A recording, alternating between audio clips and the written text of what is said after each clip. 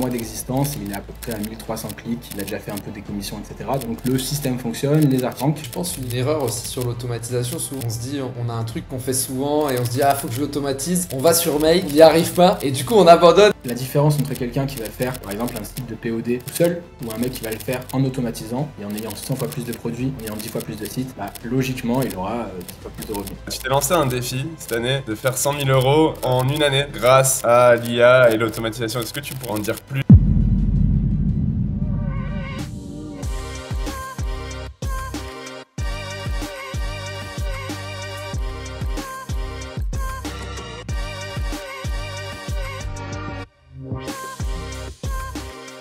Salut à tous et bienvenue dans ce dernier épisode de Position Zéro. J'espère que vous allez bien.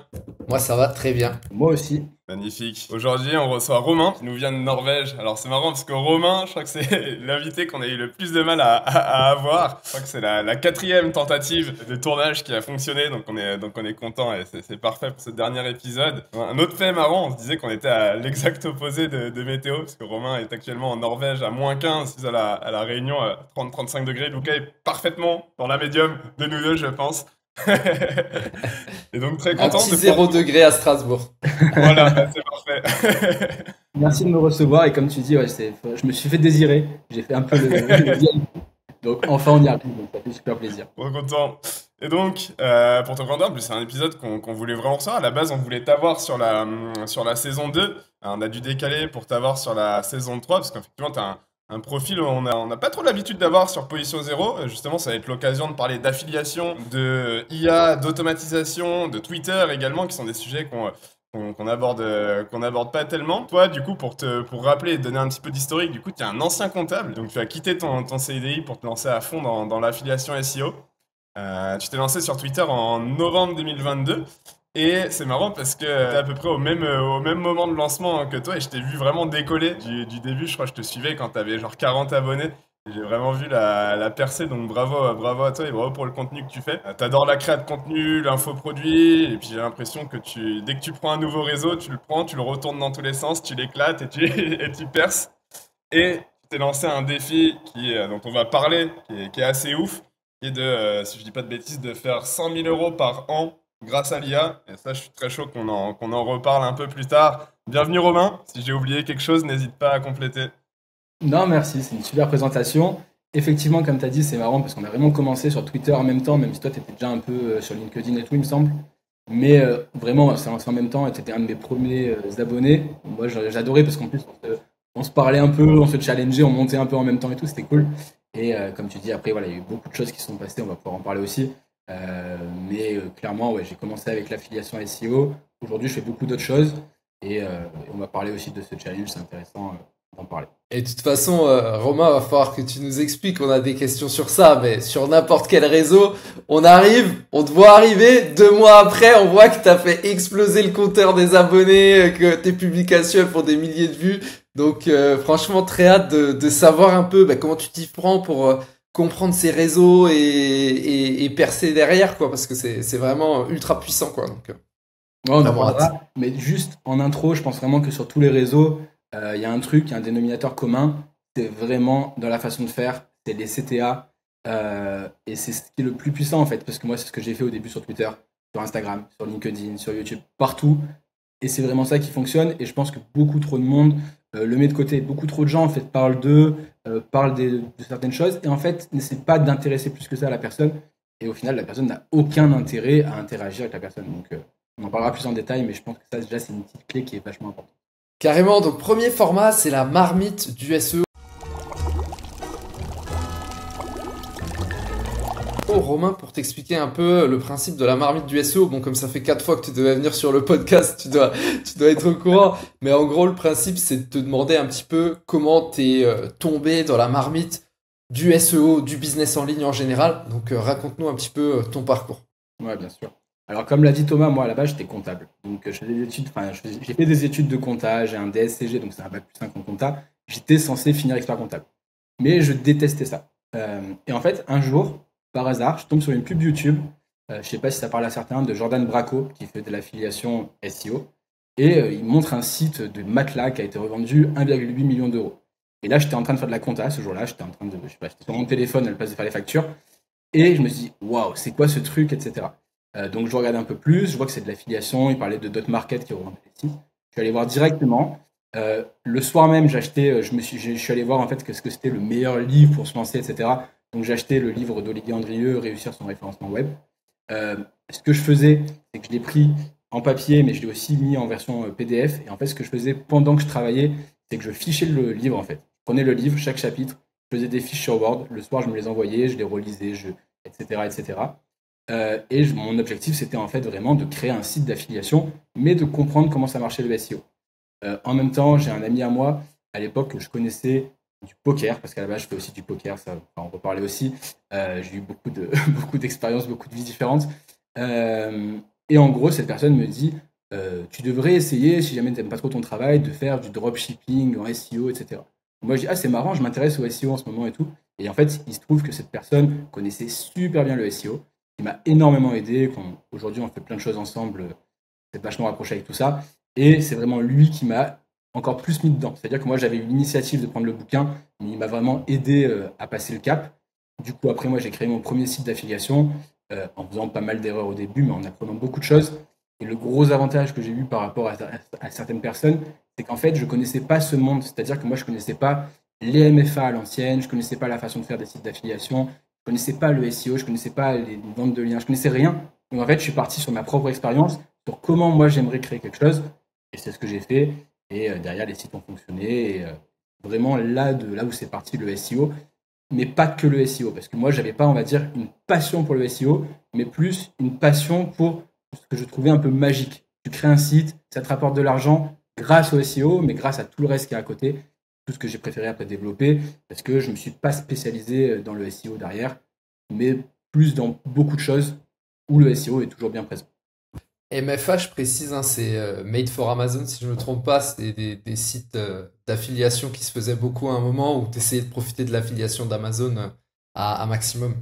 Et trop bien, mais du coup, moi j'ai une petite question. Est-ce que tu as encore des sites aujourd'hui qui tournent encore ou tu t'es parti complètement maintenant sur d'autres choses? Alors aujourd'hui, j'en fais moins, mais en fait, j'ai toujours des sites qui tournent encore, des sites de l'époque. Je fais encore des sites aussi avec les personnes, parce que du coup, j'ai une formation en affiliation. Je fais des sites en commun avec ces personnes. L'exemple que j'aime bien donner, parce que j'en ai parlé dans un autre podcast il n'y a pas longtemps, c'est le premier site que j'ai créé qui s'appelle quelcanapé.fr. Donc vraiment, on voit que là-bas, je me suis inspiré des matelas, etc. Mais ce site-là génère toujours de l'argent. Aujourd'hui, par exemple, au mois de novembre, décembre, il fait toujours aux alentours de 1000-1200 euros par mois. Et c'est un site qui a 3 ans que j'ai commencé avec ce site. Et c'est ça que je trouve très intéressant. Aujourd'hui, je fais moins de sites parce que j'ai plus forcément le temps avec tout ce que je fais. Surtout maintenant, en plus, je suis plus en train de me tourner un peu vers la partie e-commerce, mais plutôt print on demand, IA automatisé, en mettant vraiment en place tous les skills que j'ai pu développer. Mais les sites, j'en fais encore d'affiliation de manière automatisée. En fait, j'ai développé des automatisations pour créer ces sites d'affiliation automatiquement. Et là, je fais pas mal de tests là-dessus. C'est ça qui est intéressant, c'est ça que j'aime bien. Mais après, faire des sites d'affiliation, j'en fais moins qu'avant parce que j'ai développé beaucoup de choses à côté. En gros, pour les sites d'affiliation, moi, ce que je fais, c'est que toute la partie stratégie, je vais jamais l'automatiser. Enfin, je pense que c'est vraiment le plus important d'avoir la bonne étude de niche, d'avoir la bonne structure, d'avoir la bonne étude de mots-clés de longue traîne, etc. De ne pas partir sur de l'automatisation parce que sinon, on va rater beaucoup de choses. Donc moi, cette partie, je prends toujours le temps de la faire. C'est ce qui va être le plus long. Ça va prendre 4, 5, 6 heures en fonction de la niche. Mais ensuite, une fois que j'ai mes mots-clés, je vais simplement, dans un Google Sheet, remplir le nom du produit que je vais tester, avec le mot-clé avis, par exemple. Et là, tout va se lancer. C'est-à-dire que la génération de l'article va se faire automatiquement. L'image, je vais la mettre dans mon tableau, ça va se faire automatiquement. Et là, récemment, en fait, j'ai réussi à scraper directement les données sur le site marchand. Donc, en fait, j'ai plus rien à faire à partir du moment où j'ai fait l'étude de niche. Donc, en gros, c'est comme ça que je fais l'automatisation. Donc, j'utilise Make pour faire l'automatisation. Et je vais vraiment récupérer toutes les informations dont j'ai besoin. J'ai une automatisation qui est très, très longue, avec dedans des modules Claude, des modules ChatGPT. Je vais parser en JSON pour pouvoir extraire chaque partie que j'ai envie et la mettre au bon endroit dans mon article. Je vais utiliser des champs ACF pour pouvoir mettre les parties directement dans mon WordPress, dans Gutenberg. C'est assez technique. Dans Claude, par exemple, je ne vais pas juste balancer un article, mais j'ai des prompts comme ça de patterns anti-IA. Et vraiment, j'optimise le truc à mort. l'automatisation, j'ai passé bien 3-4 semaines à le faire. Et en fait, je connaissais déjà Make, mais c'est ce qui m'a permis de passer un step vraiment supérieur dans Make en faisant ça, en mettant les mains dedans. Et aujourd'hui, ça va beaucoup plus vite pour faire des sites. Donc Make, hein, pour ceux qui ne sauraient pas, c'est make.com, Ouais. qui est un site d'automatisation, hein, qui te permet par exemple de dire, donc Romain, je pense qu'il met sur un Google Sheet le nom de tous les mots-clés qu'il veut viser, et peut-être l'URL du produit, et du coup ensuite une IA va aller chercher ces données-là, et puis ça va ensuite se publier automatiquement sur WordPress, j'imagine, hein, c'est ça. Ouais, c'est ça, exactement. Exactement. Et en fait, moi, la spécificité en fait, des sites que je fais en affiliation, c'est que je fais des sites d'affiliation au format e-commerce, c'est-à-dire avec des filtres, etc. J'utilise un plugin qui s'appelle Code Builder. Et en fait, ce que j'ai réussi à faire avec les champs ACF, c'est qu'en fait, à chaque fois que je fais un article, il va se mettre au bon endroit dans les filtres. Il y a les filtres, les tris qui vont se mettre en place automatiquement. Et en fait, j'ai plus rien à faire. C'est-à-dire que, pour vous donner un exemple, là, j'ai fait un site qui s'appelle quellavelinge.fr, vous pourrez aller voir. Et ce site a été généré à 100% avec de l'IA, avec Claude. Là, il a fait, je crois, en 3 mois, il a 3 mois d'existence et il est à peu près à 1300 clics en 3 mois. Il a déjà fait un peu des commissions, etc. Donc le système fonctionne, les articles rankent et c'est full automatisé. Et c'est ça que j'aime, moi. Ouais, hyper intéressant. Et t'as mentionné Claude d'ailleurs. Est-ce que c'est pour toi l'IA que tu vas le plus recommander sur la partie rédaction ou est-ce que tu vas justement mixer les IA pour avoir une sortie qui te convient davantage? Alors, moi, j'utilise pour la rédaction, j'utilise que Claude parce que je trouve qu'il est Ok. largement meilleur. Je trouve que ChatGPT est bien meilleur en réflexion, mais que Claude est bien meilleur en rédaction. Par contre, ce que je fais, par exemple, dans mon automatisation, c'est que Claude va me sortir l'article et ce que je vais faire, c'est que je vais extraire ensuite les titres. Et les Hmm. titres, c'est ChatGPT qui va les retravailler d'un point de vue SEO. Après, j'ai choisi de faire ChatGPT avec GPT-4. Moi, j'aurais pu utiliser Claude aussi, je pense que ça aurait fait l'affaire. Mais en gros, j'aime bien mixer les deux, mais sur l'aspect rédaction pure, je trouve que Claude est quand même au-dessus pour l'instant. Ouais, ouais, c'est un point qui est intéressant. Je me souviens aussi d'une conf de Vincent Terrazi au SEO by Night qui parlait justement du fait que chaque IA a en fait un rôle spécifique et il faut mixer les IA plutôt que de les utiliser indépendamment. Tu vois, par exemple, Gemini est très bon pour aller choper l'info dans Google, ChatGPT est très bon pour résumer des informations, Claude rédige comme un humain, c'est bluffant. Et le fait de leur donner chacun un rôle précis pour après aller vers la sortie la plus pertinente, c'est exactement c'est la bonne manière d'utiliser aujourd'hui l'IA. Ouais, c'est ça. Et c'est ça qui est intéressant avec les IA, c'est que vraiment, elles ont toutes une spécificité. Et quand tu sais un peu les utiliser toutes et que tu arrives à les mettre en place en même temps, c'est là où ça devient ultra fort. Et c'est ce que je fais notamment sur le POD. Et c'est ça qui donne toute la puissance en fait de l'utilisation des IA. Parce que ce que je trouve dommage, moi, c'est qu'on voit beaucoup de gens sur YouTube, sur Internet et tout, parler des IA, cette IA, elle fait ci, cette IA, elle fait ça. Mais les gens t'apprennent pas vraiment ce que tu peux en faire. Alors que je pense que le potentiel, et c'est pour ça que moi j'arrête pas de parler d'automatisation, parce que pour moi le potentiel il est encore plus gros quand tu automatises. Quand tu arrives à automatiser toutes ces IA pour les faire travailler ensemble, c'est magnifique. Et tu sais, tu parlais, c'est pas tout à fait une question sur l'IA, mais tu parlais d'un truc qui est un peu une de tes spécialités sur l'affiliation. C'est ce côté e-commerce. Donc en gros, l'idée, juste pour expliquer un petit peu pour les auditeurs, c'est que au lieu d'avoir une page affiliation qui va comparer les produits et qui va écrire 5000 mots sur tel produit est bien, le numéro un c'est ça, d'avoir un article de blog, tu vas plutôt avoir vraiment un truc qui ressemble à un e-commerce. La seule différence, c'est qu'on pourra pas acheter sur ton site. Ça renverra vers d'autres sites. Est-ce que tu peux nous parler un peu de ça, comment tu as découvert ça au départ et à quel point c'est efficace justement? Bien sûr. En fait, il y a plusieurs façons de faire de l'affiliation e-commerce. Il y a des sites, moi je fais pas ces sites-là, qui vont être des sites comme un e-commerce, et quand on clique sur le produit, ça nous redirige direct vers le site marchand. Il n'y a pas il y a pas d'avis derrière, il n'y a pas un gros test qui a été rédigé. Donc moi je fais pas ce genre de site internet. Moi je fais vraiment des avis sur chaque produit, mais c'est juste qu'en fait on va les trouver sous forme de filtre. C'est-à-dire que par exemple, je vais reprendre un canapé. On va faire un canapé maison du monde. En fait, sur mon site internet, imaginons que ce canapé soit un 3 places, convertible et un canapé d'angle. Il va se retrouver dans ma page, dans ma collection, dans ma catégorie, canapé 3 places. Dans ma collection, canapé convertible. Dans la collection, canapé maison du monde. Et en fait, chacune de ces pages, les gens vont pouvoir utiliser des filtres pour filtrer, par exemple, sur les canapés maison du monde, celui qui va lui convenir. Sur le canapé convertible, par exemple, s'il cherche un canapé convertible, il va pouvoir choisir le prix, etc. Et c'est ça, pour moi, tout l'intérêt d'un point de vue utilisateur. Ça fait que le taux de rebond est moins élevé, que les gens restent plus. C'est plein de petits signaux qui vont plaire à Google. Et c'est pour ça, d'après moi, ce format fonctionne. Comment j'ai découvert ça? C'est comme je disais tout à l'heure, en fait, moi, je ne connaissais pas ce monde. Je ne connaissais pas les MFA, etc. connaissais pas les top 5. Et en fait, quand j'ai commencé à créer mon site, je me suis dit, comment moi, ça m'aiderait si moi, je voulais trouver un canapé? Comment, pour trouver un canapé, moi, j'aimerais avoir des filtres, pouvoir choisir quel type de canapé. Je me suis dit, c'est bien beau, ça, le meilleur canapé, mais le meilleur canapé, c'est hyper subjectif. Et c'est pareil pour tous les produits. Donc, voilà, moi, le meilleur canapé 3 places, ce sera pas le meilleur, même le meilleur canapé 3 places, ce sera pareil pour Lucas ou pour Thomas. Donc, j'ai besoin d'avoir des filtres, j'ai besoin de créer une structure comme ça. Et j'ai trouvé à l'époque un plugin qui s'appelle Grid Builder, qui est très compliqué au début à prendre en main. Et je me souviens avoir galéré comme pas possible. Mais au final, j'ai créé la structure un peu par rapport à comment moi j'identifiais mes besoins. Et au final, je répondais un peu à l'intention de recherche, sans savoir que c'était ça que je faisais. Et c'est comme ça que j'ai créé cette structure et que ça a fonctionné. Super intéressant. Et je pense qu'on a plein de questions à te poser à ce sujet, mais on va surtout creuser ça dans la dernière partie du podcast qui est la crème de la crème. Avant ça, je te propose qu'on enchaîne sur le second format, qui est le pain sur la planche. En gros, l'idée du pain sur la planche, c'est de comprendre comment toi, en tant qu'entrepreneur, tu organises tes journées. Par exemple, est-ce que tu pourrais un peu nous décrire, alors je sais que chaque journée est différente, mais est-ce que tu pourrais essayer peut-être de nous décrire une journée type chez toi, Romain? Tu te lèves le matin, quelles sont tes premières actions?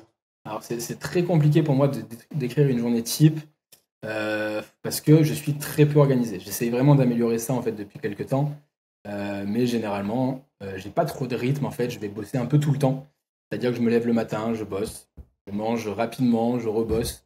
Et en fait, j'avais un peu ce cercle vicieux, surtout qu'en plus en Norvège, là il fait nuit tout le temps, c'est-à-dire que le soleil se lève à 10h, se couche à 13h, donc tu es vite dans un rythme un peu bizarre.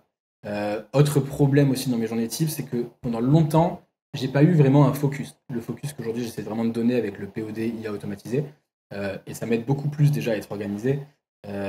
J'essaie de retourner un peu au sport, chose que je faisais plus du tout depuis quelques temps, ce qui est pas forcément facile aussi en bougeant tout le temps en Norvège, parce que il n'y a pas forcément de salle de sport là où tu vas, ça dépend les villages, etc. Mais là, j'essaie quand même de me mettre un peu un focus là-dessus. Donc, je dirais la journée type en ce moment, c'est je me lève, je prends un café, je prends une petite demi-heure pour me lever, je me mets à travailler toute la matinée, pause le midi pendant, allez, 3/4 d'heure, 1 heure maximum, puis je reprends l'après-midi et j'essaye vraiment en fait d'avoir des moments, des journées qui vont être un peu dédiées aux réseaux sociaux, d'autres journées qui vont être dédiées à construire mes sites, construire mes automatisations. Et ça, j'essaie d'organiser au mieux. C'est-à-dire que, par exemple, maintenant, ce que j'ai mis en place, c'est que le soir, je me mets ma to-do et j'essaye vraiment chaque semaine de savoir un peu dans quoi je pars. Mais c'est vraiment des gros axes d'amélioration qu'il faut que je fasse parce que je sais que je ne suis pas encore au point là-dessus, même si c'est bien mieux qu'il y a 6 mois, qu'il y a un an. Tu as dit que le soleil s'est couché à 13h, c'est ça? Ouais. Le soleil, Ouais. là, tu vois, là, il est à 10h et le soleil n'est pas encore totalement levé. Surtout qu'en plus, il neige souvent. 13h30, c'est la nuit noire. Ouais, c'est Donc, clair, ça doit pas être toujours facile, tu vois, quand as besoin de couper, que tu veux sortir, même j'imagine, moi qui cours et qui fais beaucoup de vélo, ça doit être impossible en Norvège. C'est ça, tu veux sortir à 13h30. Tout à l'heure, je sais que je vais aller à la salle de sport. C'est à 20 minutes à pied. Donc, c'est pas énorme. Mais 20 minutes à pied, dans le froid à moins 17 quand il fait nuit, il faut être motivé quand même. Enfin, C'est clair. C'est déjà du sport. C'est vrai que moi je me rappelle quand j'étais chez Skyscanner en Écosse à Édimbourg. Édimbourg, c'est pas ce que tu racontes 3 heures de jour par jour, mais c'était voilà en hiver c'était 8h 15h maximum quoi. Et c'est vrai que du coup tu t'habitues à te lever tôt déjà. Alors toi t'as pas de chance vu que c'est 10h. Bon, ça change rien. Et derrière, quand tu vois que c'est le jour, tu sors tout de suite de chez toi, quoi. Tu vois, tu t'hésites même pas, tu te dis, vas-y, je vais aller prendre un café ou tu trouves une excuse pour sortir parce que tu sais que sinon tu le vois pas le jour. Ah, c'est ça, c'est ça. Et après, voilà, c'est perturbant, mais après, j'imagine qu'en Écosse, c'est pareil, même si ici, c'est plus extrême, mais en été, j'ai du soleil H24. C'est pas forcément mieux, en fait, parce que quand tu veux te coucher, en fait, surtout qu'en plus en Norvège, je sais pas si c'est pareil en Écosse, mais ils ont pas de volets. Donc ici, tu as juste des petits rideaux. Donc dis-toi qu'en été, c'est très compliqué de dormir. Ouais. Donc les deux ont leurs avantages, leurs inconvénients, mais c'est vrai que c'est un rythme de vie particulier. Et il faut vraiment... des fois, ça peut être difficile quand même, parce que il fait nuit tout le temps, il fait noir. C'est un peu démotivant par moment. Mais il faut réussir à se forcer à faire des petites choses pour rester dans un bon mood. Et tu soulignais un truc aussi que je trouve intéressant, c'est que dans nos métiers, tu sais, finalement, tu peux ne jamais t'arrêter, quoi. Parce que il y a toujours, en fait, de quoi bosser. Il y a toujours de quoi faire, c'est jamais fini, il y a toujours de nouveaux trucs à apprendre ou autre. Et c'est vrai que c'est vachement difficile à un moment se dire, ok, bon là, aujourd'hui, je m'arrête et je fais autre chose, je vais faire du sport. Parce qu'en fait, t'en as besoin. Si tu fais pas de sport au bout de 6 mois, en fait, tu craques, t'en peux plus, t'es à la limite en burn-out. Donc, en fait, t'es rentré dans la rat race de l'entrepreneuriat après, tu vois. Mais même, en plus, je pense que quand tu forces trop et qu'au final, tu t'arrêtes jamais, bah, en fait, tu es très souvent face à ton ordinateur, mais pas très productif. Et des fois, tu te dis, bah, en fait, à la place de passer 12 heures, je pourrais passer 7-8 heures et faire le même taf, voire même plus. Et c'est pour ça que je pense que c'est hyper important d'être organisé et de pas faire que ça. Et d'aller faire du sport, de sortir, de faire deux, trois trucs à côté. Parce que c'est trop vite fait, en fait, de rester dans un monde où tu restes enfermé dedans. Au final, bah, c'est plus nocif qu'autre chose, quoi. Non, très important et tu fais bien de le souligner puisqu'on a beaucoup d'entrepreneurs qui nous écoutent. Donc merci pour ça. Et je propose d'enchaîner sur le troisième format qui est la roulette du SEO.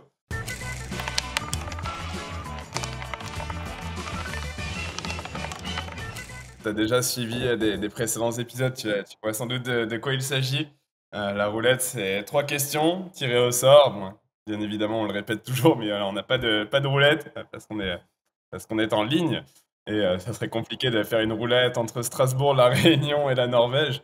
Donc on a déjà tiré au sort les questions avec Lucas. Elles sont là, elles sont devant nous. Et la première qui est très large d'ailleurs, donc bon, tu peux y répondre de manière concise si tu veux.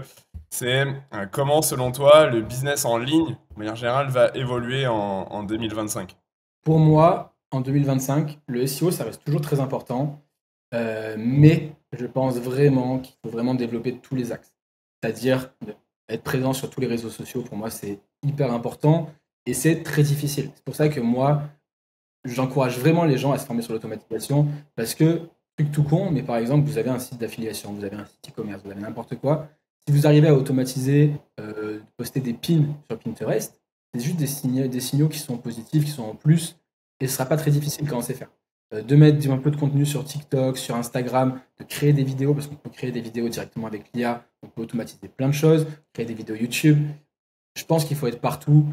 Moi, je l'ai toujours dit, hein, niveau EAT, c'est hyper important. Et si on fait un site d'affiliation aujourd'hui, évidemment que si on fait aussi de l'affiliation sur YouTube en plus, ce sera forcément bénéfique et ce sera hyper intéressant, voire même ça rapportera sans doute même plus, surtout au début, qu'un site internet. Donc, faut vraiment pas avoir cette vision que Google. Et même pour l'instant, c'est un peu compliqué, mais d'apprendre à se référencer après dans des outils comme ChatGPT, ce sera hyper important. De savoir que ChatGPT se base sur Bing et pas sur Google, alors que Gemini se base sur Google, ça c'est aussi important. Et c'est plein de petits trucs qu'il va falloir optimiser au fur et à mesure et ne pas rester sur ses acquis du SEO Google, parce qu'au final, je pense que la part de Google en SEO, ça va prendre de moins en moins. Ça dépendra évidemment du projet, mais il faut plus avoir une vision 360, je pense, en 2025. Et justement, tu vois, tu as des conseils pour, alors que ce soit une personne qui a un site d'affiliation ou même une marque, tu vois, pour se diversifier. Tu vois, une marque qui a beaucoup parié sur le SEO ou un affilié qui a beaucoup parié sur le SEO, tu vois, par où tu commences parce que tu peux pas être présent sur toutes les plateformes. Enfin, c'est dur, tu vois, quand même, de s'organiser. Qu'est-ce que tu Pour conseillerais? moi, pour quelqu'un qui a vraiment tout misé sur le SEO et qui n'a pas forcément trop de temps, trop de moyens d'être partout, parce que c'est vrai que c'est pas simple, moi je ferai deux axes, c'est-à-dire je ferai YouTube et Pinterest. Pour moi, c'est les deux plus simples, c'est-à-dire que YouTube, n'importe qui peut le faire, n'importe quelle thématique, n'importe quelle niche, que ce soit un e-commerce, que ce soit de l'affiliation, peu importe, n'importe qui peut se lancer sur YouTube, on peut faire ça faceless, donc franchement, il n'y a pas d'excuse. Et Pinterest, parce que Pinterest, mine de rien, il y a énormément de trafic sur Pinterest, ça donne des bons signaux à Google, ça fait plein euh, de liens cliqués, donc ça c'est intéressant. Et, euh, et encore une fois, ça s'automatise très facilement Pinterest. Donc ça veut dire que la personne n'aura pas beaucoup d'efforts à faire en plus pour avoir un compte avec plein de pins, bien organisé, avec plein de tableaux, etc. Donc pour moi, Pinterest, YouTube, c'est les deux axes les plus simples à développer. Après Instagram, TikTok, un peu moins, parce que le contenu course, mine de rien, c'est que ça prend quand même du temps. Et ça aura beaucoup moins, ça dépend évidemment de la thématique, mais ça aura, je pense, beaucoup moins d'intérêt qu'une vidéo YouTube qui va partir beaucoup plus, qui va engager beaucoup plus le public et on va vraiment créer un lien avec l'audience. Et YouTube, même, tu conseilles des vidéos longues, potentiellement? Après, ça dépend de la thématique. Après, oui, évidemment, je serais toujours plus dans de la vidéo longue. Mais quand je dis vidéo longue, ça peut être 5 minutes. Une vidéo longue, 5 minutes, c'est déjà très bien.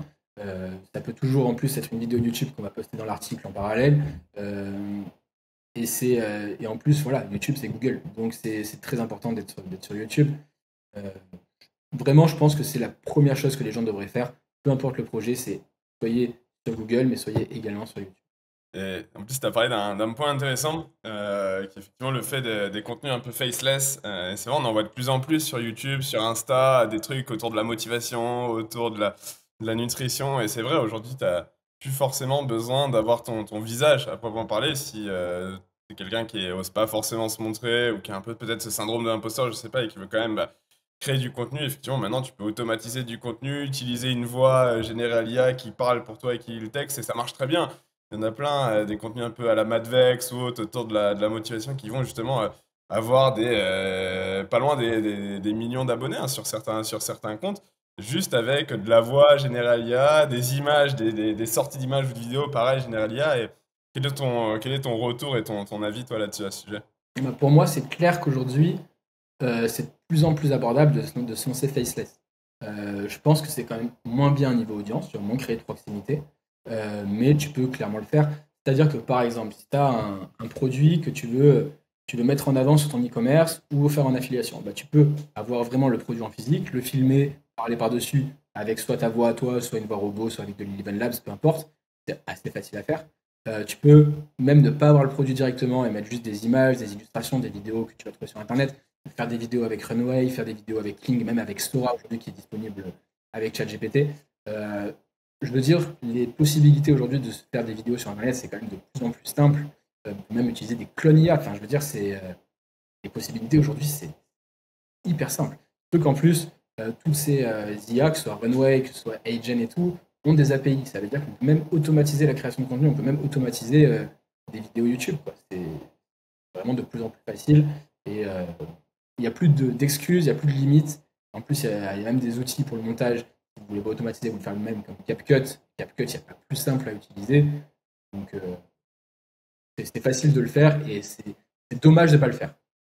T'avais testé, toi, les Clonia, d'ailleurs, il me semble. Ouais, j'en ai fait pas mal. J'ai fait, moi, dès le début, quand Gen était sorti, j'avais fait des premiers tests. Je pense que j'étais dans les premiers à le tester. Et après, j'ai fait quelques vidéos même sur Insta avec mon clone. Et franchement, c'était passé crème. Les gens remarquent pas, quoi. J'ai même fait 2 ou 3 vidéos YouTube avec. Énorme. Et ça a passé, même résultat par rapport à une vidéo classique. Ouais, après, moi, je trouve quand même que ça manquait un peu d'expression. On avait Mm. l'impression, voilà, un peu figé, etc. Mais sur du format court, en tout cas, ça fait largement l'affaire. Et du coup, on va te poser la deuxième question qui est tombée pour toi pour la roulette. C'est comment augmenter tes revenus en 2025? Automatisé. Ah, il y a deux façons, je pense. Euh, alors, évidemment, ça dépend de la personne, ça dépend de ce qu'il fait, etc. Mais déjà, de créer une audience, c'est toujours un gros plus, parce que l'audience, euh, par diverses manières, ça va pouvoir apporter des revenus, hein, que ce soit de la presta, que ce soit de la vente de services, que ce soit du coaching, de la vente de formation, peu importe. Mais une audience, ça va toujours apporter de l'argent sur le long terme, même de l'affiliation, hein, ça peut être de l'affiliation sur YouTube, etc., avec une audience. Et après, je parle d'automatiser parce que la différence entre quelqu'un qui va faire, par exemple, un site de POD euh, tout seul ou un mec qui va le faire en automatisant et en ayant 100 fois plus de produits, en ayant 10 fois plus de sites, bah, logiquement, il aura 10 fois plus de revenus. Donc, je pense vraiment que l'automatisation, et j'en parle beaucoup, je sais que j'en parle peut-être trop, mais pour moi, c'est un axe aujourd'hui qui est dommage de pas se renseigner un minimum, de pas apprendre, parce qu'en fait, aujourd'hui, il y a quand même beaucoup de ressources. Il y a sur Make, il y a Make Academy, il y a une autre ressource gratuite aussi, et n'importe qui peut apprendre. Et ça permettra vraiment de décupler les revenus. Et puis même pour la création d'audience, bah, on peut automatiser plein de choses. On peut automatiser les posts Twitter, les posts LinkedIn, etc. Chose que je ne fais pas. Mais c'est possible avec l'automatisation. Donc pour ça, automatiser, pour moi, ça augmentera les revenus, c'est sûr. Et par quoi tu commences quand tu dois automatiser, justement, tu vois? Par quoi je commence? Bah, en fait, je prends un document Google Sheet et en fait, je me note toutes les étapes que je dois faire à la main et après, je vois dans quel ordre je vais les automatiser, dans quel ordre je vais les créer. Et à chaque fois que je fais un truc, bah, je souligne, je dis ça c'est bon, c'est OK, ça c'est OK. Euh, et comme je fais quand même des automatisations complexes, là, bah, je passe pas mal de temps. et je suroptimise à chaque fois en me disant à chaque fois, chaque étape doit être optimisée au maximum pour que derrière je puisse la réutiliser sur d'autres projets et que je prenne plus de temps. C'est-à-dire que je suis prêt à passer un mois sur l'automatisation, ça va rapporter 0 pendant un mois, mais derrière je sais que le truc va tourner et ce sera facile à lancer soit 10, soit 100. Ouais, tu sèmes un peu les futurs résultats avec ça, et t'as bien raison. Et puis au final, derrière, tu seras plus gagnant en termes de temps. Et je trouve ça hyper bien, cette façon de voir la chose, de partir d'une feuille blanche, tu traces un peu ton plan, ce que tu as besoin sans penser outils ou rien. Et après, bah, boum, tu as ton plan, tu te dis, OK, avec ce plan-là, bah, quels outils je vais utiliser, comment je vais créer toute cette automatisation, et au moins, tu as les idées beaucoup plus claires quoi, de chaque étape. Et je pense une erreur aussi sur l'automatisation, souvent, c'est que on se dit, on a un truc qu'on fait souvent et on se dit, ah, faut que je l'automatise. On va sur Make, on n'y arrive pas. Et du coup, on abandonne et on n'automatise jamais le truc. Alors que là, ça prouve, et c'est ce qui est intéressant, tu vois, c'est ce que tu te dis, Romain, c'est que parfois tu passes un mois sur une automatisation, ça rapporte rien pendant un mois, t'en tires pas les bénéfices, mais c'est derrière que t'en tires les bénéfices à long terme, quoi. Ouais, c'est ça. Là, vraiment, celle que je suis en train de faire en ce moment, bah, c'est quand même assez complexe, mais voilà, faut bien se dire que même moi, ça me prend du temps alors que je commence à bien maîtriser l'outil. Donc, si au début vous n'arrivez pas sur l'automatisation, c'est normal et ça prend du temps à apprendre cet outil. Ça a beau être du no-code, bah, ça reste une logique de code, ça reste une logique de dev. Donc, c'est pas facile au début, mais c'est en mettant les mains dedans qu'on apprendra le plus parce que on a beau regarder des vidéos théoriques, bah, en essayant par exemple d'utiliser des champs ACF sur WordPress et d'automatiser tout ça, d'automatiser des filtres, d'automatiser la création d'articles avec du JSON qui est parsé, etc. On m'aurait dit ça il y a 2 mois, j'aurais dit c'est quoi ça quoi. Donc il suffit juste de faire. Après là où j'ai aussi un avantage, c'est que pendant 2 ans, j'ai fait comme en fait je viens de la compta, j'avais l'impression de découvrir un monde que je connaissais pas. Donc pas que le SEO, mais le business en ligne en général, le marketing, l'email marketing, le SEO, le SIA, etc. En fait, j'ai vraiment une vision 360. Donc, ça m'aide aussi maintenant dans les automatisations. Je sais où je vais, quoi. Donc, ça aide beaucoup. Donc, c'est bien d'avoir une culture, on va dire, générale et après d'essayer d'implémenter un peu dans l'automatisation et de comprendre ce qu'on fait. Super intéressant. Et j'étais en train de lire la prochaine question, mais qui me paraît assez évidente maintenant après ces 30 minutes de discussion. Tu vois, la troisième question qui est tombée, c'est rédac à la main ou rédac à l'IA? Quel est ton avis là-dessus? Redac full IA. Après, ce que je dis toujours, c'est que c'est quand même toujours mieux de au moins relire, repasser peut-être dessus, mais je le fais très peu. Franchement, je le fais très peu parce que ça va pas avec une logique de masse. C'est-à-dire que là, quand je vais mettre les 5000 produits, je vais pas m'amuser à revoir les 5000 fiches produits. Euh, donc, IA automatisée, enfin, rédaction automatisée, mais de bien faire des tests avant, de s'assurer en fait que les sorties qu'on va faire sur un panel de 10 à 50 sorties, bah, que ce soit cohérent, que ça passe les détecteurs d'IA comme Lucid par exemple, chose que j'avais fait avec l'automatisation pour les sites d'affiliation, et se dire est-ce que déjà, quand je le lis moi, ça me semble cohérent, ça me semble bon, est-ce que ça répond bien à l'intention de recherche, et si tout ça c'est carré, tout ça c'est bien mis en place dans l'automatisation, bah, derrière on peut balancer du volume parce que on aura eu déjà un bon échantillon pour voir si ça fonctionne. Donc si ça fonctionne sur 50 tests, bah, après ça va marcher. Par contre, si jamais on n'a jamais testé l'automatisation et que là on balance le premier article, bah, c'est pas bon parce qu'on n'aura pas le recul nécessaire pour savoir si ça marche. Très bien, très clair. Et, du coup, on va lancer le dernier format du podcast. C'est la crème de la crème.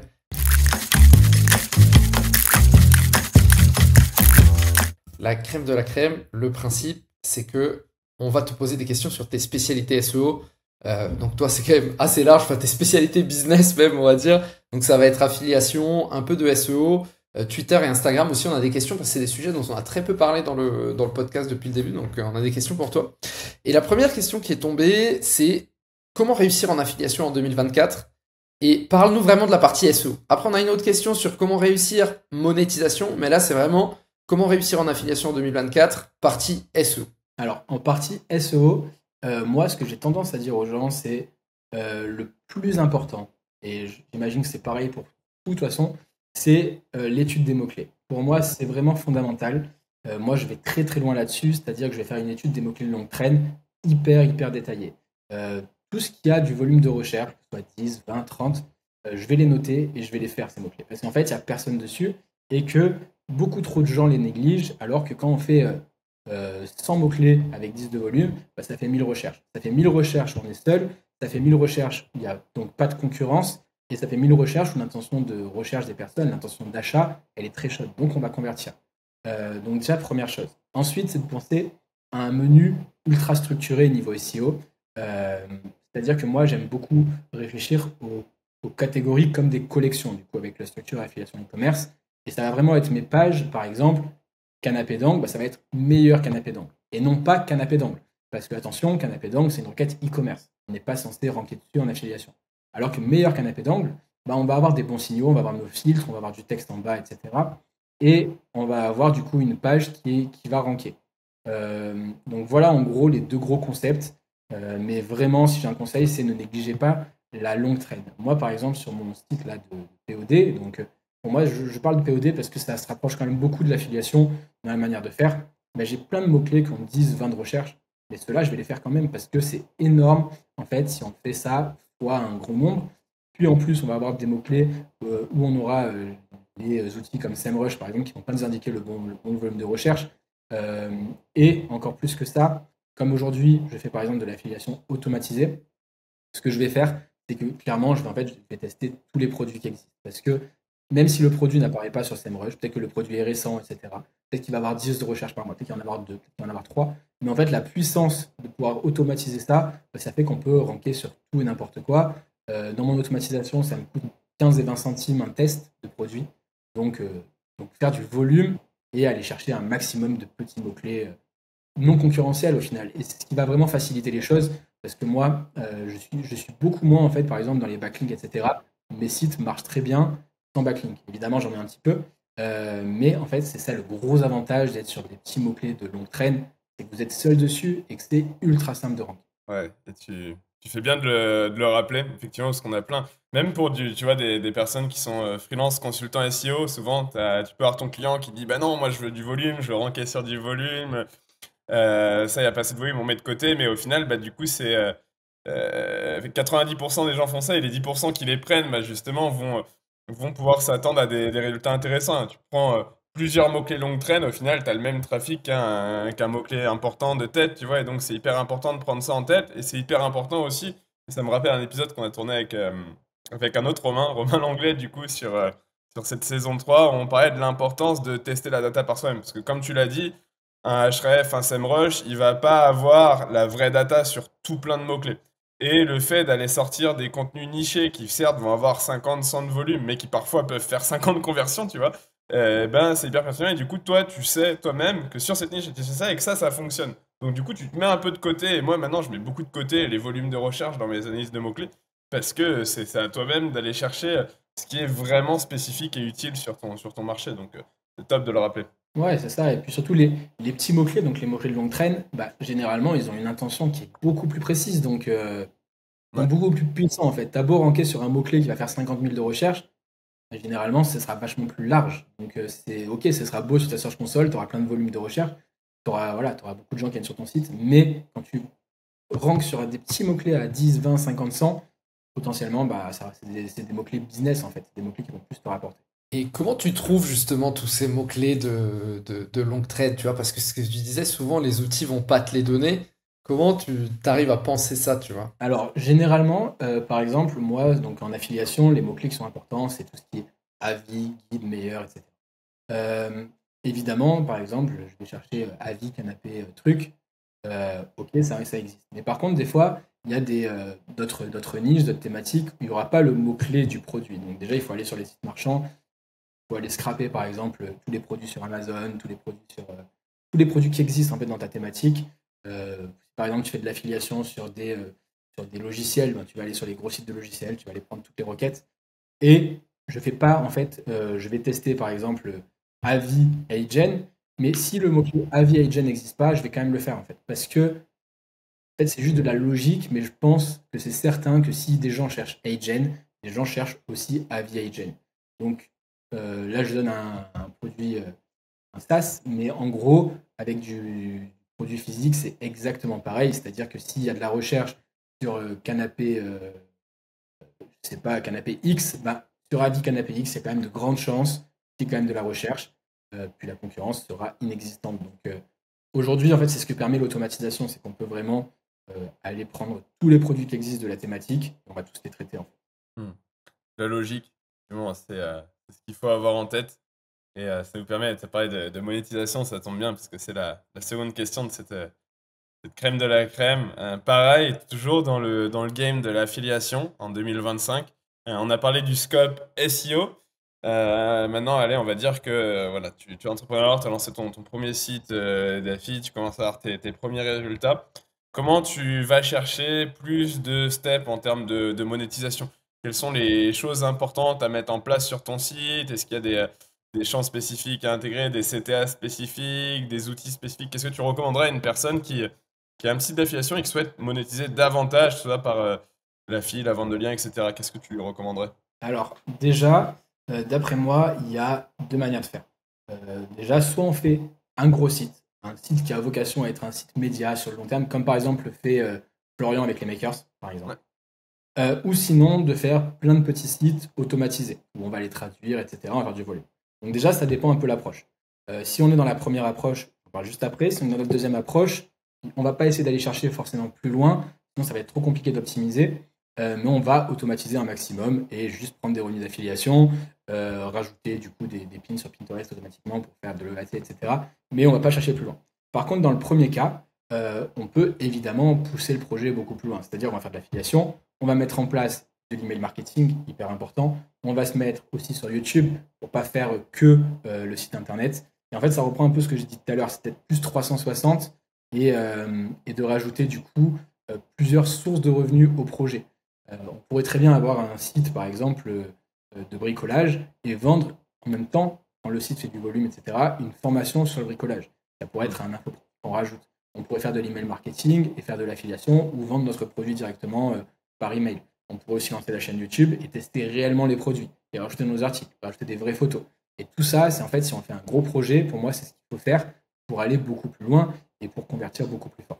Après, chose que moi je fais, voilà, un petit truc que je fais en plus, c'est que je rajoute un sticky bouton sur chacun de mes tests produits, ce qui va du coup rajouter du clic facilement, que la personne, ça change un peu des structures classiques qu'on voit avec des boutons à chaque fois, etc. Donc moi, je mets Affimax par exemple pour que les gens puissent avoir les infos du produit, plus le sticky bouton qui se retrouve partout dans l'article. Puis après, voilà, après c'est vraiment d'être présent, pas que sur le site, et de voir en fait un projet d'affiliation, soit comme plein de petits sites, on automatise, soit d'avoir un gros projet, mais c'est pas juste un site d'affiliation, c'est un projet d'affiliation. Et je pense que c'est très différent les deux. C'est intéressant ces deux approches, parce qu'en fait, tu as en quelque sorte une approche qui est un peu média, où en gros, peut-être tu démarres par l'affiliation, mais ensuite tu vas te diversifier, tu vas aller chercher de la formation, comme tu l'as dit, tu vas mettre en place des séquences ou autres, ou alors tu as la solution, comme tu l'as dit, tu te spécialises dans l'affiliation, c'est ton truc, et du coup, tu automatises et tu vas chercher des niches peut-être qui sont un peu ressemblantes. Toi, tu disais canapé, lave-linge. Bon, ça reste la maison, il y a un peu une ressemblance qui te permet de faire gagner du temps là-dessus. Et ouais, c'est super. Je pense que c'est vraiment à réfléchir d'avoir ces deux approches potentielles selon ce que tu préfères et selon ce qui te correspond le mieux, quoi, si tu fais de l'affiliation. Voilà, c'est ça. Après, je pense qu'il y a quand même un avantage à faire le gros média parce que tu vas quand même pouvoir construire quelque chose sur le long terme. Et d'expérience, c'est quand même plus stimulant de construire un projet sur du long terme que d'automatiser plein de petits trucs, etc. Je trouve ça plus stimulant. Après, c'est chacun, voilà, chacun sa façon de faire, chacun sa façon de voir les choses. Mais clairement, c'est important, je pense aussi quand même, voilà, de construire. Quand tu fais un projet, que tu te lèves tous les jours pour faire ton projet, à construire, c'est quand même sympa, quoi, de te dire, mon projet, il en est là, tel réseau, ça en est là, tel réseau, c'est ça, puis là, j'ai ce nouveau produit, j'ai ce nouveau truc, que de toujours rajouter des petits nouveaux sites que tu vas suivre, même si ça peut être très intéressant financièrement. Ouais, la force du long terme pour te driver chaque jour vers ton objectif, Ouais. c'est super intéressant. Et d'ailleurs, on en parlait en intro, mais tu t'es lancé un défi cette année de faire 100 000 euros en une année grâce à l'IA et l'automatisation. Est-ce que tu pourrais en dire plus aux personnes qui les écoutent? Alors, je crois que la thématique, c'est le print on demand. Donc, si tu peux nous en dire plus sur ce défi assez fou, ça peut être super intéressant. Ouais. Alors, en gros, sur YouTube, il y a à peu près 2 mois, j'avais lancé une série qui s'appelle 100% IA. En fait, je voulais lancer un shop de print on demand à 100% avec l'IA et tout faire avec l'IA. C'est-à-dire la recherche de la stratégie, les marges, qu'est-ce qu'on va créer comme produit, type de produit, etc. puis après tout automatiser.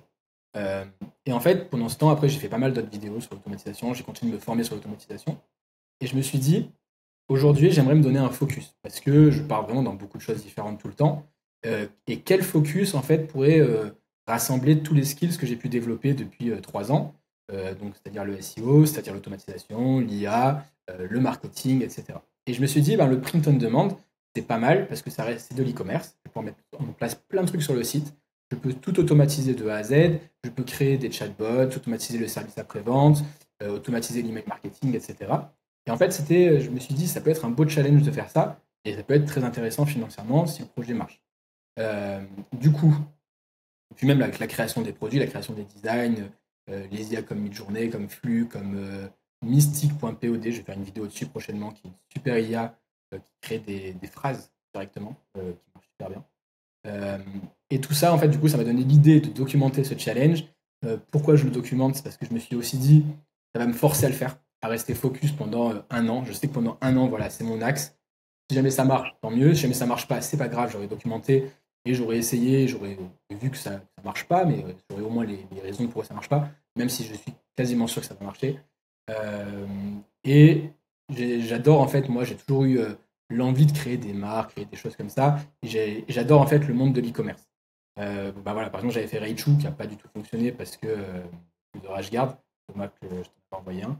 C'est ça, ouais, exact. Et en fait, ce projet n'a pas fonctionné parce que j'ai remarqué que c'était un peu trop une création de marque qui m'aurait demandé tout mon temps et qui ne fonctionnait pas qu'avec le SEO. Là, l'approche est un peu différente. Ça va être vraiment de trouver des niches où je peux faire du volume et envoyer 5000 produits dans une niche. Donc, par-ci. Et je pense que voilà. Donc, c'est pour ça que j'ai eu envie de documenter ça. Ça reste assez proche de mes compétences que j'ai développées grâce à l'affiliation, grâce au SEO, mais en l'automatisant. En fait, je me suis dit, c'est quoi le business model qui va être le plus adapté aux compétences d'IA et d'automatisation? Et le POD, ça m'a semblé hyper cool et j'ai voulu. Super intéressant. Et comment donc pour rappeler un petit peu, et corrige-moi si je dis des bêtises, donc print on demand, en gros, c'est la personne arrive sur ton site, elle choisit un motif parmi d'autres, elle le crée elle-même. Comment ça se passe un petit peu le chemin de conversion?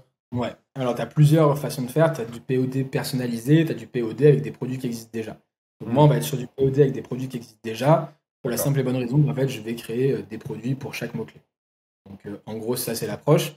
Mais sauf qu'en fait, l'approche n'est pas que sur le site internet. C'est-à-dire que là, je vais faire un site Shopify, mais je vais aussi poster les produits sur Etsy, sur les réseaux sociaux, et à terme, je vais aussi les mettre sur Amazon, je vais les mettre sur eBay, je vais les mettre partout. Donc ça, c'est la grosse force du POD automatisé. Et vraiment, tu captes vraiment des audiences dans tous les sens.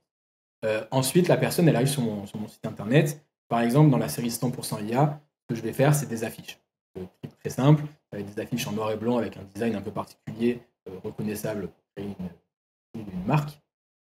Et la personne va du coup juste acheter l'affiche qu'elle veut par rapport à ce qu'il y a sur le site de disponible. Donc on est vraiment, en fait, c'est du print on demand, c'est-à-dire qu'une fois que la personne achète, c'est envoyé à mon fournisseur de print on demand qui va imprimer le produit et l'envoyer directement au client. Donc ça fonctionne pareil que le dropshipping, mais avec des produits que je crée moi, des produits de bonne qualité, je choisis mes fournisseurs, ça vient pas de Chine, c'est envoyé rapidement, et c'est des produits uniques. On ne trouve pas ces produits sur le marché à part chez moi. Ouais, c'est une sorte de Rhino Shield, mais version vêtements, quoi. Voilà, c'est ça. Ouais. Et tu as des conseils justement pour choisir ses fournisseurs, tu vois, et tout ça, parce que c'est toute une autre partie du business, tu vois, qui arrive là. En fait, c'est assez facile en POD parce que tu as 3 mastodontes qui sont Printify, Printful et Gelato. Donc moi, en gros, ça dépend des projets, mais je vais surtout utiliser Printify et Printful. Et ce que je recommande du coup pour des débutants qui pourraient faire du POD automatisé, c'est d'utiliser Printify. Parce que Printify, en fait, a un module sur Make qui est intégré, alors que Printful, non. Il faut passer par les API, il faut faire des requêtes API directement, et c'est plus compliqué quand on ne maîtrise pas. Donc Printify est mieux pour ça, mais Printful est mieux, on va dire, au niveau de l'Europe, etc. Mon premier projet, je vais le lancer aux US, là, avec Printify, parce qu'il n'envoie pas les produits en Europe, etc. Mais c'est plus simple pour se lancer. Mais en tout cas, voilà, même si quelqu'un ne veut pas automatiser, les 3 plus gros fournisseurs, c'est les 3 que je viens de donner, qui sont très bien, qui ont beaucoup de vécu et qui a aucun problème avec eux. C'est du made in France, du coup, tout ce qui est... Non, ça dépend. Non, ça dépend. En fait, tu as des fournisseurs en France qui sont par exemple T-Pop. Mais en fait, le problème avec ça, c'est que c'est plus difficile d'internationaliser. Par exemple, la boutique d'affiches que je vais faire avec Printful, l'objectif c'est de la traduire dans toutes les langues. Donc il me faut un fournisseur qui peut livrer partout, alors que T-Pop, par exemple, qui est made in France, va généralement pas aller plus loin que l'Europe, même pas plus loin que la France, je crois. Donc ça fait un peu des barrières, un peu des limites. Alors que quand tu peux automatiser, surtout quand tu fais des affiches, pourquoi ne pas les vendre au Danemark, en Suède, en Autriche, etc. Et derrière, tu vas utiliser un peu tes skills SEO pour te positionner sur affiches, ville, je sais pas quoi, ou ce genre de choses, quoi. Vraiment, l'objectif, c'est d'utiliser le SEO, puis l'automatisation qui permet d'aller beaucoup plus loin, en donnant plein de signaux avec les réseaux, en faisant après, je vais essayer aussi de faire des UGC par IA, etc. Vraiment, l'objectif, c'est de faire tout par IA. C'est-à-dire que le SAV, je vais essayer de l'automatiser, mettre un chatbot évidemment, parce que en fait, ce qui est très chiant en e-commerce, c'est quand tu as les mails des clients, c'est pas bon, quand est-ce que ça arrive, là. Ça s'automatise facilement, donc je vais l'automatiser sur chacune des boutiques. Par exemple, pour l'email marketing, on va avoir des dates chaque année. On va avoir Noël, Black Friday, Pâques, etc. Ça, c'est pareil. Je vais essayer de mettre des templates en place qui vont s'automatiser et envoyer pour chacune des boutiques à mes clients à telle date. Et tout ça, c'est automatisable. Et c'est vraiment l'objectif, c'est d'avoir des boutiques totalement automatisées qui ne demandent plus de travail, en fait, mais qui peuvent avoir 5000 produits dessus. Comment tu t'y prends pour faire de l'UGC par IA? Est-ce que du coup, tu prends des fake profils qui vont parler d'un truc? Est-ce que c'est des vrais mecs que tu clones? Comment comment tu t'en occupes? Plusieurs façons. Tu as déjà une IA qui s'appelle AdCreative. Non, pas AdCreative. Il y en a une autre que AdCreative. AdCreative qui fait des créatives, donc des pubs par IA. Il y en a une autre, je ne sais plus le nom, il faudra que je la retrouve. Je mettrai dans les commentaires si je retrouve. Qui fait directement des UGC, c'est-à-dire elle va te générer des têtes, des visages par IA. En fait, c'est comme Agent, ça doit être des clones en fait, qui ont été faits de base et qui après vont parler sur ta vidéo. C'est-à-dire qu'après, j'ai juste à filmer mon produit, etc. Et tu as la fausse personne qui va parler. Donc ça, on peut le créer nous-mêmes aussi. On peut du coup créer des personnages avec l'IA qui ont l'air réels, créer une photo d'un autre personnage, faire un face swap, puis après animer cette personne, la faire parler. Tout ça, c'est des choses qu'on peut faire. Et c'est ultra puissant. Donc ça, j'ai envie de tester, une fois que j'aurai des shops, de faire de la pub de cette manière. Et ce que j'aime bien avec ce projet, c'est que vraiment, ça prend tous les aspects en fait, de l'IA et de l'automatisation.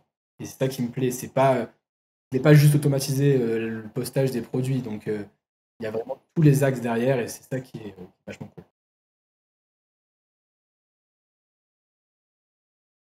Le conseil numéro 1 que je donnerais, qui est un peu particulier, c'est lancez-vous plutôt sur LinkedIn que sur Twitter.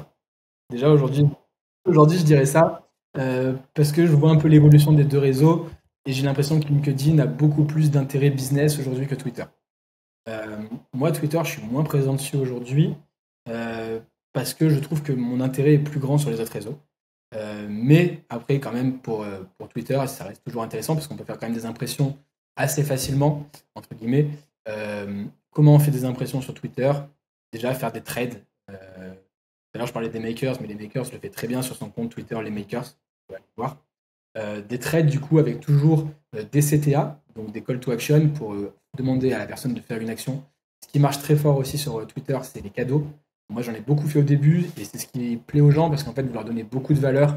Ils ont beaucoup d'intérêt à interagir avec ce que vous faites. Et pourquoi ça a fonctionné pour moi au début Twitter? Parce que je pense que je suis arrivé un peu de manière innocente, en partageant énormément de choses gratuitement, de valeurs, etc. Et c'était très authentique. Donc, restez très authentique, que ce soit sur Twitter, que ce soit sur LinkedIn. Ce sera toujours, même si sur LinkedIn, c'est un peu particulier. Mais ouais, restez authentique. Et surtout, ayez quelque chose à apporter aux gens. Ayez des lead magnets. Donc, des lead magnets, c'est donc des cadeaux, en gros, en échange d'un email, généralement. Et apporter un maximum de valeur dans votre thématique. Ayez aussi, et ça peut aider, même si moi, j'en avais pas au début, je n'ai jamais eu sur ce compte Twitter, mais des groupes de retweets, ça peut également aider. Mais je sais, pour moi, c'est quand même pas le réseau où vous devez commencer. C'est plus intéressant de commencer sur LinkedIn, sur Instagram, sur YouTube. Et là, si c'était à refaire aujourd'hui, je ne commencerai pas sur Twitter, parce que je pense que Twitter était quand même beaucoup plus intéressant il y a 2 ans qu'aujourd'hui. Et justement, du coup, la dernière question, c'était Instagram. Comment tu conseilles, parce que toi, je crois que t'es passé encore une fois à une vitesse extraordinaire sur tes vues et tes impressions. Qu'est-ce que tu conseilles pour réussir sur Instagram? Alors, sur Instagram, première chose à faire, c'est de beaucoup tester. Déjà, il faut tester plusieurs formats différents. Parce que moi, avant de faire des vues, j'en ai essayé beaucoup déjà des vidéos. Donc, c'est vraiment d'être consistant, de poster beaucoup, parce que Instagram aime qu'on poste, évidemment. Donc, c'est un peu le problème des réseaux. mais je dirais de poster au moins 5-6 fois par semaine, c'est important. Et de ne pas lâcher la cadence. Parce que quand on lâche un peu, c'est toujours un peu plus compliqué de revenir derrière. Donc voilà, de beaucoup poster, de faire des hooks, donc des accroches, des fois un peu putaclic. Il ne faut pas avoir peur de dire des trucs un peu putaclic. Moi, une vidéo qui a bien marché, c'est voici comment vous allez gagner 5 000 € par mois en faisant ça. Ok, c'est putaclic, mais derrière, j'apporte vraiment de la valeur et je délivre quelque chose. C'est-à-dire que derrière, la personne, elle va vraiment pouvoir gagner de l'argent avec. Elle ne gagnera sans doute pas 5 000 € par mois, mais elle va quand même pouvoir gagner de l'argent sur Internet. Et ce qu'il faut se dire, moi dans ma thématique du moins, c'est que beaucoup de gens ne gagnent pas d'argent sur Internet et rien que de gagner 30 €, 50 €, ils sont contents. Donc déjà, c'est une première chose. Et chose que je fais tout le temps, et ça, vraiment, faites-le systématiquement, c'est de faire, encore une fois, des CTA, donc des cadeaux, des lead magnets, et de dire à la personne, tu commentes et je t'envoie ça. Ensuite, on automatise avec ManyChat, et ça veut dire que la personne va commenter, ce qui va booster l'interaction avec votre vidéo, et surtout, parce que c'est le plus important au final sur les réseaux, vous allez capter son mail. Et le mail a de la valeur, le mail, vous allez pouvoir le monétiser par la suite, et ça, il faut le penser dès le début. C'est bien d'avoir un lead magnet dès qu'on commence sur les réseaux pour pouvoir capter de l'audience et pouvoir faire quelque chose avec derrière. Hook, CTA, et surtout aussi vraiment le volume, parce que, comme tu l'as dit, il y a de plus en plus de personnes, c'est de plus en plus saturé, donc en fait, il faut vraiment être vu. Et entre quelqu'un qui va faire 50 posts par an et l'autre qui va en faire 500, ben, en fait, celui qui en fait 500, bah, forcément, il va être bien plus mis en avant. Donc ça, il n'y a pas de secret. Et après, c'est à force de faire qu'on apprend et qu'on devient meilleur aussi. C'est vrai que le volume, c'est un point sur tous les réseaux. En fait, tu es obligé de. Ouais. Ces réseaux attendent que tu postes, que tu les nourrisses. C'est ce qui les fait vivre, en fait, eux. Donc, c'est ce qui leur permet derrière d'avoir de l'ads. Et toi, bah, plus t'en fais, plus tu t'améliores aussi. Donc, le volume sur les réseaux sociaux, c'est super important. Bah, merci à vous pour m'avoir reçu. J'espère qu'on en fera un autre en vrai un de ces jours. Et c'était super cool. Je suis vraiment content après toutes les tentatives qu'on a fait pour le faire. On est enfin réussi. Merci à toi, merci à tous les auditeurs et à très vite. Ciao, ciao.